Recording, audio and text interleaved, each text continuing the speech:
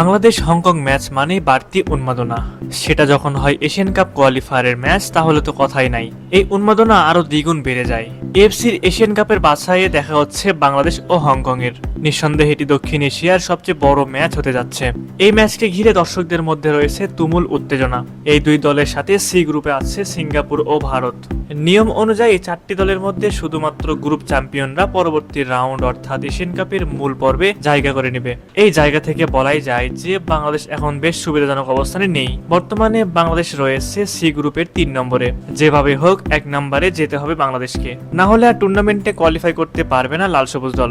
সুতরাং বলাই যায় বাংলাদেশের পরবর্তী ম্যাচ জয়ের কোনো বিকল্প নেই। ম্যাচ পরিসংখ্যান ও সাম্প্রতিক ফর্ম বিবেচনা করলে কোন দল এগিয়ে থাকবে এটা প্রশ্ন এখন সবার মাঝে। আজকের ভিডিওতে আমরা জানার চেষ্টা করব কোন দল এগিয়ে থাকবে এই ম্যাচে। আগামী 9 অক্টোবর হংকং এর বিপক্ষে ঢাকা জাতীয় স্টেডিয়ামে অনুষ্ঠিত হতে যাওয়া এশিয়ান কাপ 2027 বাছাই পর্বের তৃতীয় রাউন্ডের ম্যাচ মাঠে গড়াবে। দক্ষিণ এশিয়ার মধ্যে র্যাঙ্কিং এ বাংলাদেশের চেয়ে বেশ এগিয়ে রয়েছে হংকং। হংকং এর তুলনায় বেশ খানিকটা পিছিয়ে রয়েছে বাংলাদেশ।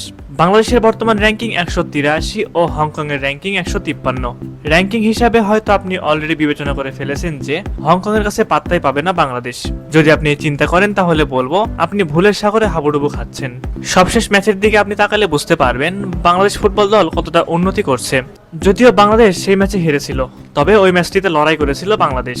লাল সবুজের ফরওয়ার্ড লাইনে দুর্বলতা চোখে পড়ার মতো, তবে হংকংকে রুখে দেওয়ার মতো সব রকমের সামর্থ্য রাখে লাল সবুজরা।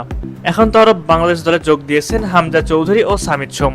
গুঞ্জন রয়েছে হংকং এর বিপক্ষে ম্যাচের আগে যোগ দিতে পারেন কিউবা মিচেলও। শুধুমাত্র হামজা আশায় যে পরিবর্তন লক্ষ্য করা যাচ্ছে তা বলার মতো নয়। আগামী এএফসি এশিয়ান কাপ 2027 বাছাই পর্বের ম্যাচের জন্য ফুটবল দলের কন্ডিশনিং ক্যাম্প শুরু হবে সেপ্টেম্বর মাসের শেষের দিকে। প্রথম পর্যায়ে লোকাল ফুটবলারদের নিয়ে ট্রেনিং শুরু করবেন হেড কোচ কাবরেরা।